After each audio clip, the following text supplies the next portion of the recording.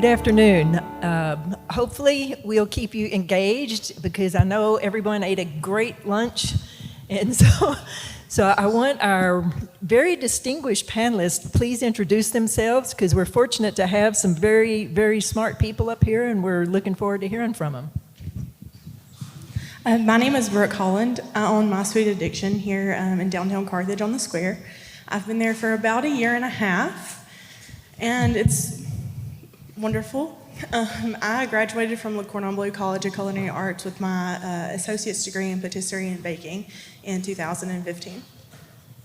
Hi, my name is Mark Robinson. She said there's some really smart people up here, and she included me. Thank you so much.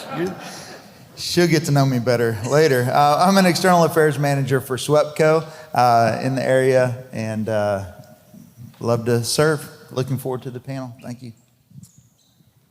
So I'm Clayton Williams, owner of uWeld here in Carthage, Texas. Born and raised right here in Carthage, graduate of Carthage High School and Panola College.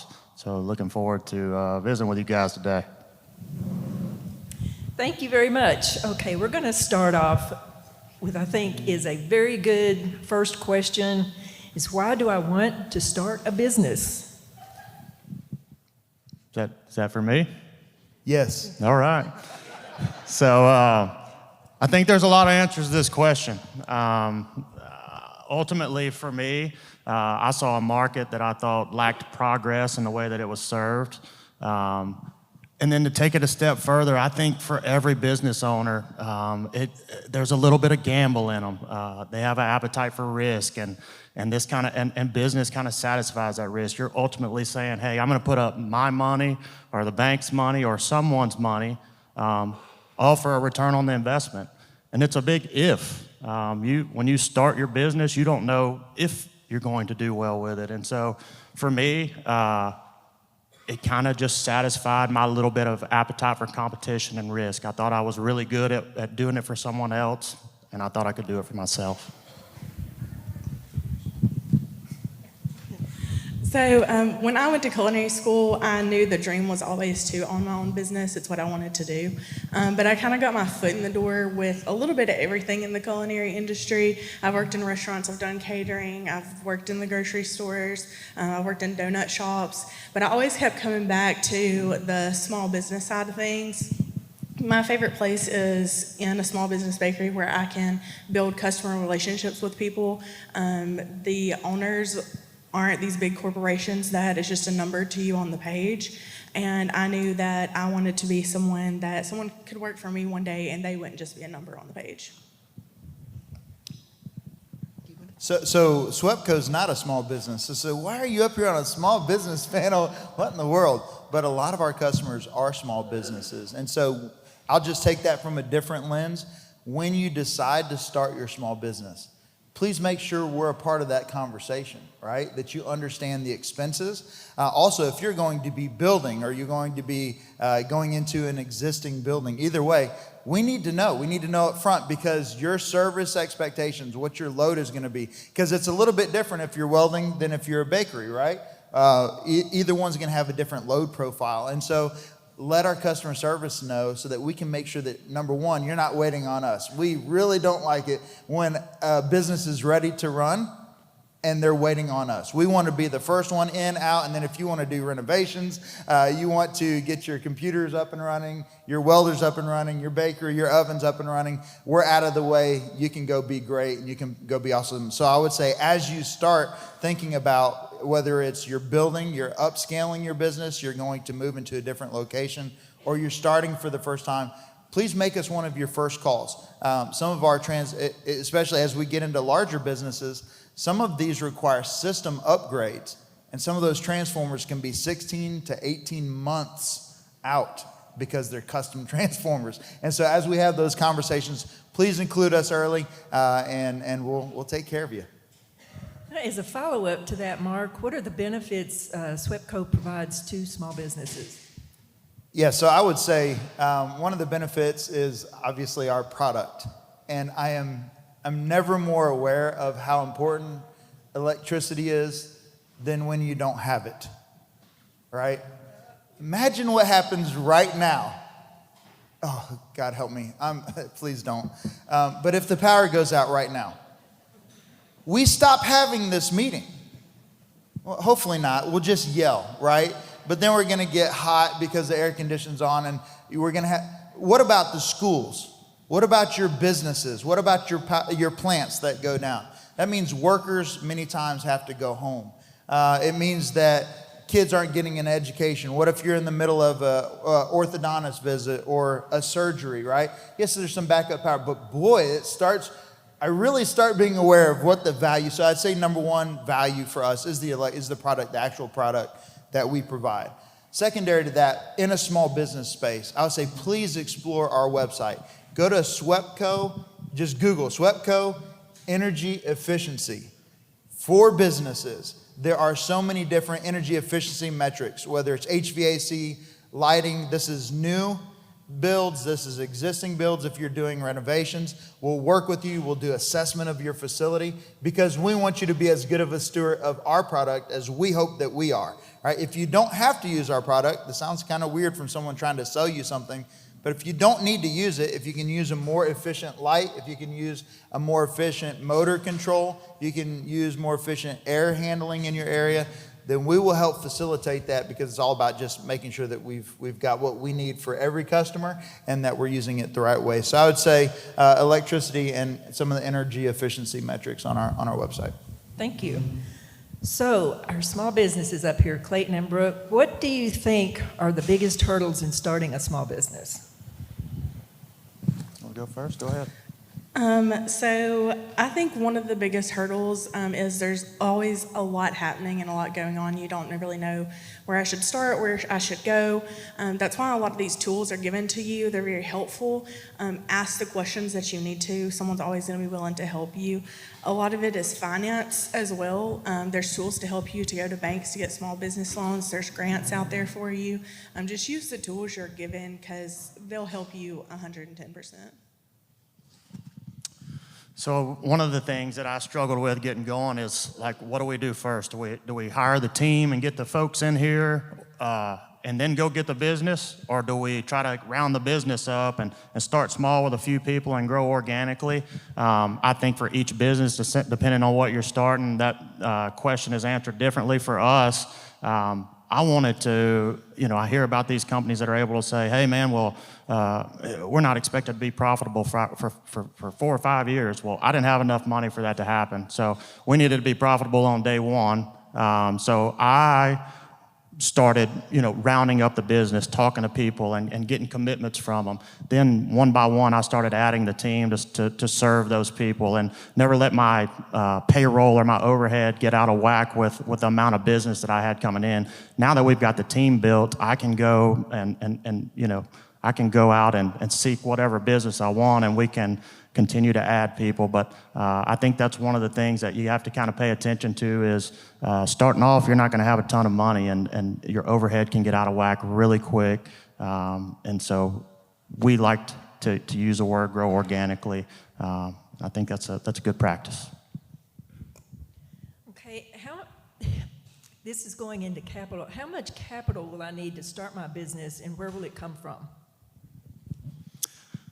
Well, I mean, around Panola County, everyone's somewhat familiar with the oil and gas market, and they typically, I mean, your invoices are going to get paid anywhere from net 60 to net 90. So starting up on day one, if I did a job on day one, it was likely going to be 90 days before I got paid for that. However, that's if I did a job on day one. When you start a business, you don't produce a product on day one. So I had to see to it that we had enough money to get, through the kind of the getting ready phase. And then once we were actually able to go into production with the stuff that we were working on, I still had 90 days past then till we're going to get paid. And so I think you have to understand your customer. How quick are you going to get paid? How long is it going to take you to produce your first product? And then, the second step of that question is, where's the money going to come from? That's a whole different conversation because we may be talking about bank loans, we may be talking about friends and family loans, and for me, it was a combination of all of them, including credit cards and savings, and put it all together. But ultimately, it worked out, and business will make you do some creative financing that you never knew existed, and it's fun. That's kind of part of the mystique when you're getting going is. When you're first starting, you don't know how you're going to make it work, but if you're adamant and passionate about it, you'll figure it out. And man, looking back on it, that's some of the stuff that you enjoy, and it's like, man, how did I pull that off? But it's like I said, you'll find ways to make it happen. For me, it's a little different just because I am in the culinary industry. So you buy a product, you make the product, they come and buy it. Well, then you start getting your profit, right? So then you reinvest the profit you're making back into your business pretty much immediately. And then you have your profit to buy more product with to continue to make. But your initial startup money, for me, it came from family. I have one of the biggest support systems, and I'm super thankful for them, because if I did not have them, I would not be sitting up here today with you. Well, thank you. Now, here's one for you. Why does SWEPCO care if my small business succeeds? Well, I'm going to squelch my sarcastic nature. I appreciate the question. Because if small businesses in our community don't succeed, we don't succeed. We're a regulated industry model, right? And so SWEPCO only has a certain service territory. I cannot go outside of that and get additional business. So I can't go to Tyler and get business. I can't go to Houston and get business. All of my business, all of my customers are within a certain area. That also means, and Steve and I were talking about this earlier, that you don't have a choice on who your electricity is provided by, right? That's a big deal. We talked about that. He talked about it from a water infrastructure. It's like, hey, yeah, but we should always be doing customer service as if you had a choice, right? That should be our mentality. And so what I would say is, the reason why is because if you're not successful, I'm not successful. But if you are successful, that means that I'm successful. All of our product is created here. Our employees all live here. Our product is consumed here. So when you see a SWEPCO employee in the grocery store, we know that we're accountable to the people that we go to church with, that we shop with, that are our neighbors. And we also know that every single one of our neighbors is using our product. And that's important to us. So many times when your light's out, our light's out. When we have a storm, and it's been a good summer. I shouldn't have even said that, but it's been a good summer so far. But when people come and complain, hey, it's day 3 and day 4, and that's a legitimate complaint on a major storm. Just know that our linemen and our employees are also, their homes also don't have power, right? And so that's what ties us to our community, is both financially and from a personal lens. We should care because what's happening to you is happening to us. And so we're pretty bought into the success of small business in our community. Thank you. So what do you feel are the daily challenges you come across when owning your own business? So one of my biggest daily challenges is understanding what the people want and get them coming back in through the door. Social media has a lot to do with the things that trend, and the culinary industry kind of booms off trending things. For an example, you've probably all heard of Dubai chocolate. It went crazy. It's still going a little wildfire. But you have to sit back and think about your consumer and where your business is. So can I charge somebody in Carthage, Texas, $25 for a chocolate bar and expect them to come back every single day and buy it? No. So for me, I don't need to make those because they're not profitable for me, right? So if you go to Dallas or a bigger city that has people that will go in there and spend $20 on a dessert every day, you can make stuff like that. So at the end of the day, you just kind of have to look and see, what can I make? What can I get people coming to me for, that they're in the community that I'm in? So for us, it's always a labor challenge, and it's not lack of labor. We've never had trouble hiring, filling the business with employees. However, our products are sold to Fortune 500 companies, and their expectation on quality is through the roof. So finding the employees with the craftsmanship that it takes to satisfy these customers is tough. Ultimately, we'd love to hire every single person that walks through the door that's from Panola County or Carthage, but we have to fill the business up with people that are good enough to satisfy our customers. So that all kind of plays into Panola College, the welding program, and these different programs around here that are feeding into these, young men and women that, helping them understand that, hey, we're not just trying to stick two pieces of metal together. There's an expectation of quality that goes above and beyond just the physics of sticking the metal together. It's got to pass X-ray, and it's got to be visually appeasing, and so on and so forth. So it's always labor for us that we get the best guys that we possibly can in there, and that once again that just because we get them in there, we've got to provide an atmosphere for them that they're enjoying coming to work, and that they want to give us their best every day. And that's always a challenge to navigate. Clayton, I'm going to start with you on this. What do you think, do I have the time, energy, and emotional resilience to commit to this? That's a good one. So starting a business and being in business is tough. And I remember when I decided that I was ready, my wife and I were driving to Marshall, and I felt like it was time to have that conversation with her, like, you get what we're embarking on, right? Like, you understand what's coming, you understand the commitment, you understand what we're signing up for. Of course, she said yes to all the above. Since then, she acts like she doesn't remember saying some of those things, but she did.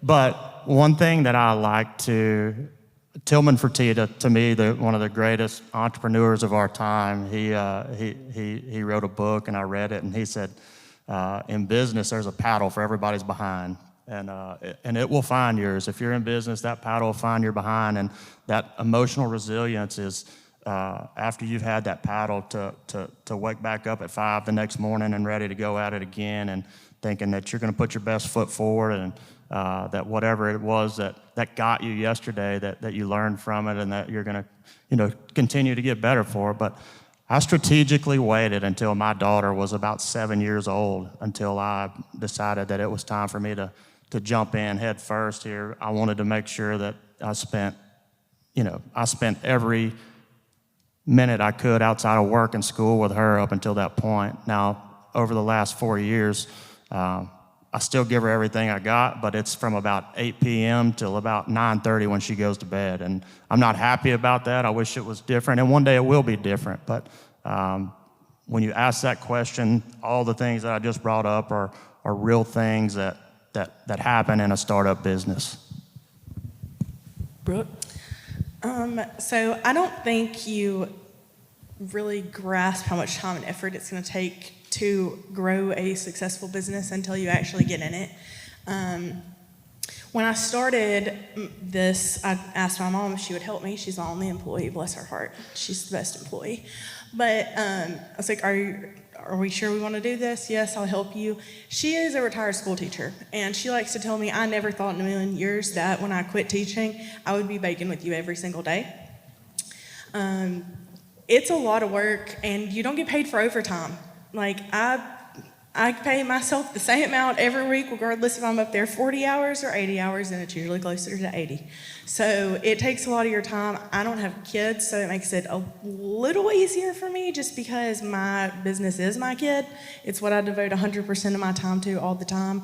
And you don't have a social life anymore after it. Just you sleep and you go to work. But when you get to go to the parties, I bet you bring the best snacks though, right? Yes, and I think I'm invited to parties sometimes because I bring the desserts. You only get invited like if someone's trailer hitch breaks off. I think most of my friends lost my phone number a few years ago. Okay, Brooke, with this question, I think I know the answer for your business, but what would make someone choose my product or services over others? Oh, it's 100% made with love. So we hand make everything. Everything in there, it does not come from a box, it does not come from a mix, it does not come from a tub. I make 100% of what you see. So I think that kind of makes me special because a lot of your corporations and your bigger businesses, they cut corners, so they have factories that produce like their cakes or their frostings or stuff that comes in, and it doesn't taste as good. It's also full of terrible chemicals that you don't really want to put in your body. So you can come get my treats and I might give you a cavity or two, but they're not full of harsh chemicals, you know. I think that's just kind of what stands us out above all because you can taste it in the product too. Like it's homemade, it's good quality ingredients. So I think the best answer to this question for our business is I try to create the most seamless transaction for our customers. I want them to have the easiest in and out transaction that they've ever had. The oil and gas industry is unfortunately, it's just full of a bunch of rough old guys, and sometimes that they get treated the old school way, like, hey man, this is the way we've done it for a million years. You come in here, this is what's going to happen.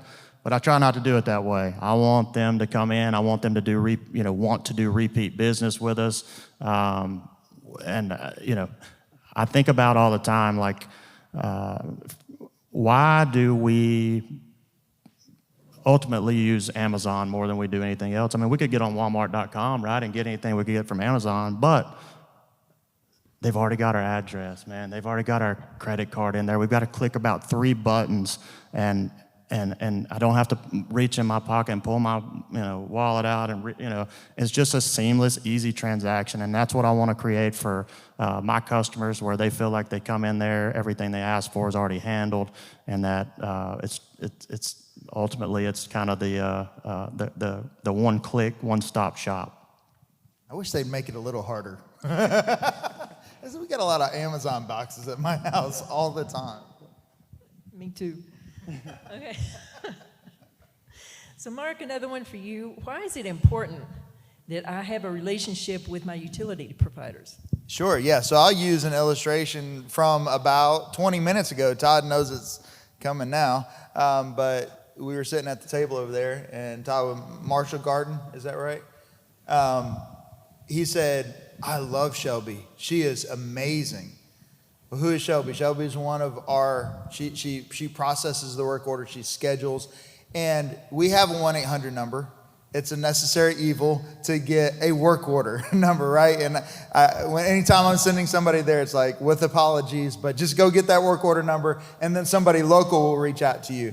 And Todd had that same runaround. There was some issues. We were doing a pole replacement, needed to move some things. He was going to experience an outage, right? And just needed some things for the business. And it was like, okay, getting past that 1-800 number, now we got to get local, right? That's very important. So why is it important to have a relationship? You should know the Shelbys in your world. If you don't know the Shelbys in your world it's Karen Seibert, your engineer is Roberto Saleas, your DSS or your distribution supervisor is Randy Caver. If none of those names sound familiar, or if you don't know Mark Robinson, here's my cell phone number. You ready? 903, this will be on YouTube or something in 2 weeks, 903-431-5340.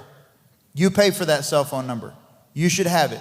Because if you get into a situation like several of you have, where you're frustrated because of whatever reason, you should have somebody at SWEPCO to call, right? Because those local relationships.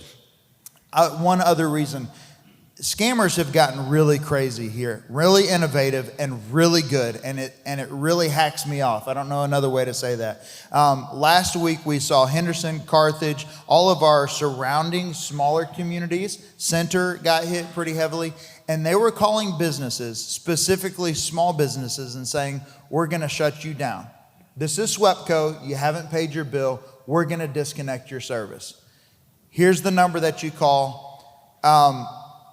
The people that knew their SWEPCO contact called us and we said, That is not us. We're not going to call. We're not going to demand. We're not going to threaten. We don't ask you to go to Walgreens and get gift cards, scratch off the numbers and read them. We don't ask you to Western Union or Green Dot.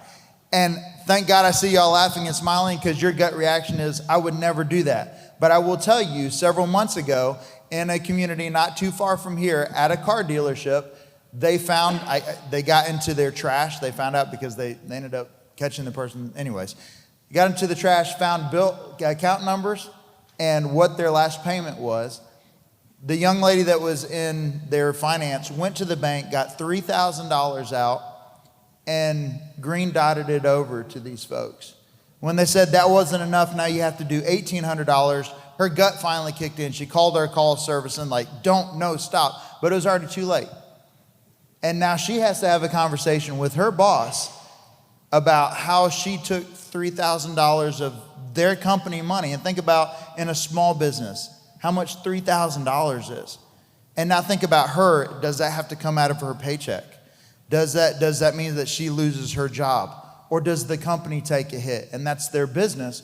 But that's real money that we're talking about, right? If she'd have had my number or one of our customer service number, or just picked up the 1-800 number, she could have saved herself. That is real stuff. They mirror our number. So all to say, relationships matter. Whether it's service or scams or anything else, please give us a call, right? And don't do anything till you give us a call. And call us early on your project. So, Thank you for that.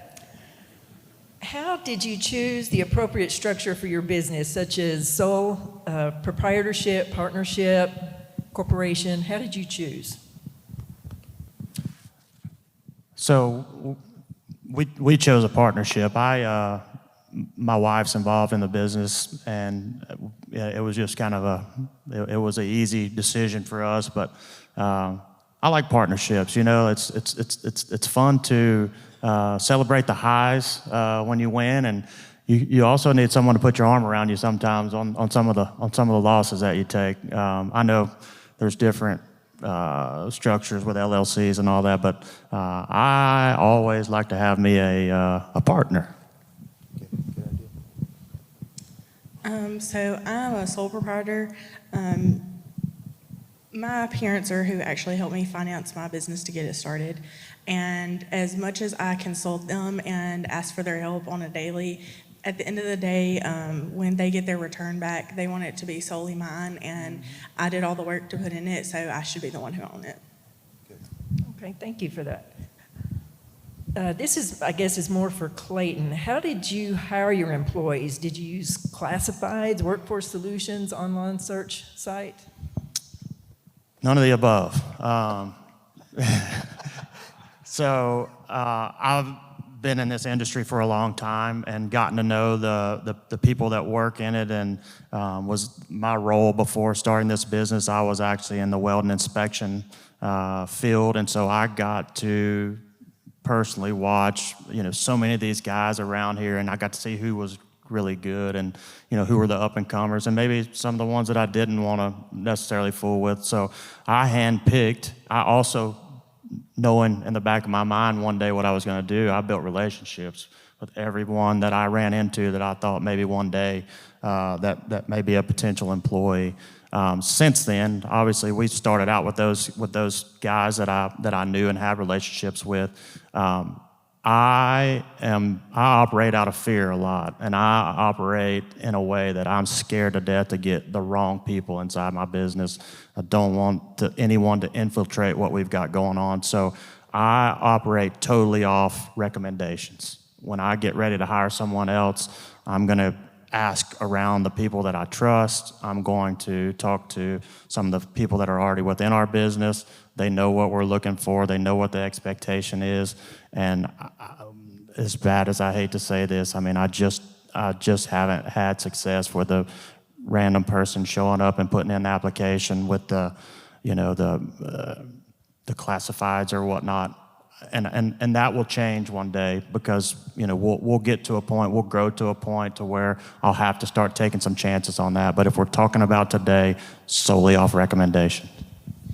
Can I jump in on that? So we've partnered a lot with like the Panola colleges of the world, or TSTC, Kilgore College, because it can be, we found that in our industry, there's a lot of people that say, hey, I want to be a lineman when I grow up.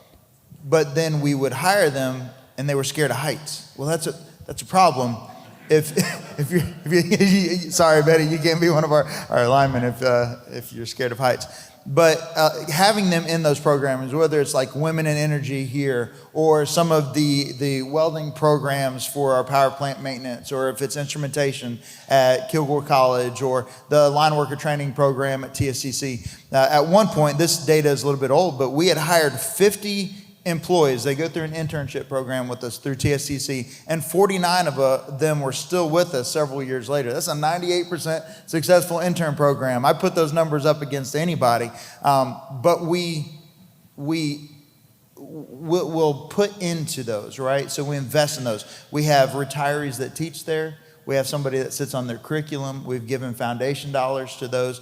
We've donated old line trucks for them to repair in their diesel program and then pull over into their actual line worker training. So I would say that is not just a big business model.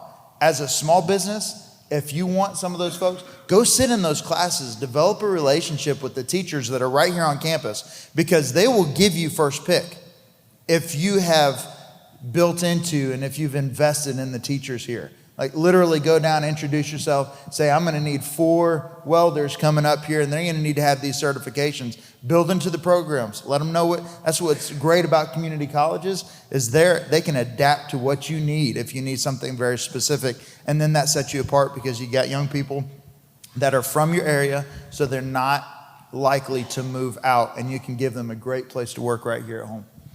Thank you for that. Hey, we're coming close to the end of this session, so let's open it up for questions and answers. Any questions out there?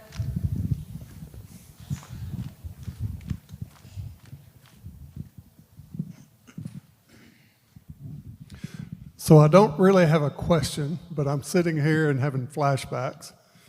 And I think this is really neat, seeing Clayton and Mark sitting up here, because I don't know if either one of y'all remember. I do. I wasn't going to bring it up. Hey, but we were both over here talking, and we weren't making eye contact either. So it's all good. Let me tell you the Thanks, story. Steve. So Carthage Economic Development Corporation, we were working with Clayton, trying to help him and doing what we could. And one of the things was getting his building up and getting him electricity. And Clayton called me one day and said, we can't get a transformer in, and we're ready to go. That's all we're lacking. And stopping right there and saying, Mark and I were talking, and we had not visited in a long time. And I said, that's good. That means I hadn't had any problems. But the thing I like about Mark, when he gave you his phone number, don't think that's just hey, I'm not even going to answer that, because he does. And that's what I told him is important to me. I know when I call him, he's going to call me back if he doesn't answer right then. And so I called Mark and I said, hey, there's a problem with Clayton. He can't get a transformer. We're trying to get his business open. And Mark took care of him. The short story, he probably still won't tell me where he got that transformer. So Anybody missing a transformer? Yeah.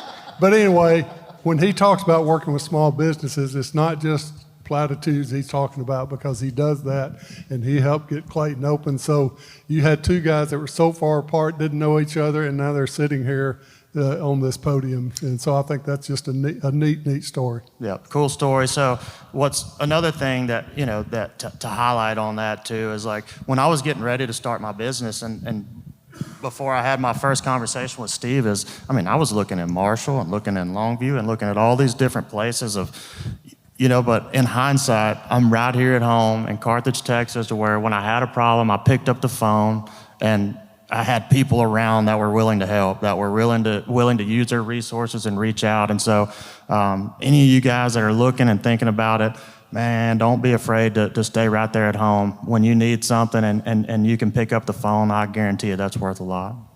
Yeah, and that speaks to, okay, so we had a lot of, I'll call them tense conversations, and we didn't know each other, but it speaks when you're a small business, especially like my downtown small businesses, they're some of the scrappiest people I think I've ever met, right? Because you've got lenders, you've got jobs stacking up, and just like Clayton did, he's like, hey, I'm ready to go. Where are you at? And like I said, I hate to be the last person to keep somebody from, because again, if he's not successful and he's got to shut his doors, that means I'm not selling my product to him. So not only can he not sell product, I can't either. And so, but yeah, the flip side of that is, like, there was an expectation, things changed, and we figured it out, right? We flipped, and yeah, we did manage to source a transformer from somewhere that was a little bit unusual. But what could have taken 6 months, I don't know. I'd hate to say what did we quote you at first on that? It was 6 to 8 months, and I think I told Mark, if I remember right, sir, I'm going to be out of business before we ever move in the building. That's exactly what he said. But I want to take it easy on him. It was in the height of COVID. You couldn't get anything. So yeah, we had logistics things were stuck in the Suez Canal, and Los Angeles wasn't processed. It was a weird world for everybody. But at the end of the day, and I'm not taking any credit, our customer service team turned around and said, where can we go find one? And we will make it happen. I told my counterpart at Encore last couple weeks ago, is like, if you've got a customer that's in that situation and we've got one sitting in our yard, we'll find a way, right? That's our industry, is we want people to be up and running and moving. Texas is all about business, and it's a black eye for all of us when we're not able to meet our customers' demands. And so we'll set our pride aside and we'll figure out how to get it done. I appreciate the conversation, and I love hard conversations. It makes the days interesting. that's right. Okay, we're about to wind down. We have time for one more question. One more.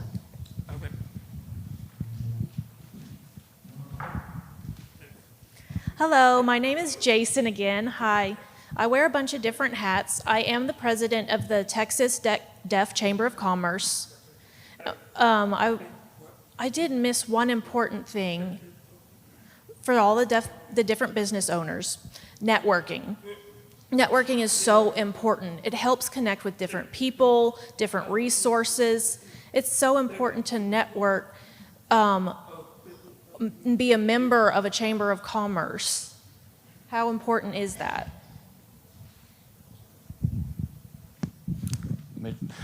So you couldn't have hit on a more important topic. I mean, I think for a small business, networking is the most important thing you can do. I mean, that's where your customers come from, and building that network and growing that network. To me, it's been the biggest reason that we've been successful, is because, you know, when one person comes in and we do a job for them, I get to know them and I get to know the people that they know, and they introduce me to the next person, and so on and so forth, and the ball continues to roll. But being involved in the chamber, I mean, especially if you're going to have a business that's serving a local market, there's no one more plugged in than those guys are. And I mean, for what they do for the community and their involvement, I can't think of a better way to get plugged in. Yeah, chamber's all about leadership, and you've got one of the best. I work with all of our chambers in our area, serve on multiple boards at chambers, governmental affairs. You've got a really, really good chamber president. She cares so much. You can tell when they're doing it for a job or when they're doing it because they care.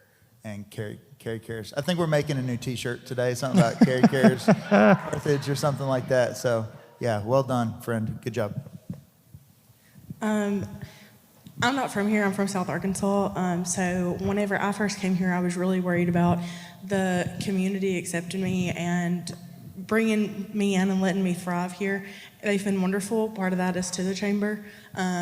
You couldn't ask for a better community, better people, better networking events that they have here. And the beauty about this is we can all learn together, right? One of my favorite things about being a small business is that you help each other out. So you can learn from each other's mistakes. You can ask each other questions. And here they're not afraid to help you and lead you in the direction you need to grow. Carrie, I want you to stand up, and I want everyone in here to give her a standing ovation for what she has done for this county.